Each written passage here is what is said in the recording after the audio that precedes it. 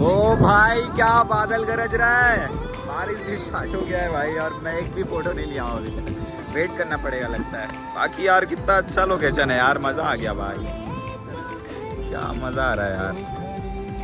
इधर देखो देवन भैया जल्दी जल्दी फोटो खिंचा ले रहे हैं अपना। ओ भाई बादल ऐसा लग रहा है यार कवर कर दे रहा है, क्या दिख रहा है यार।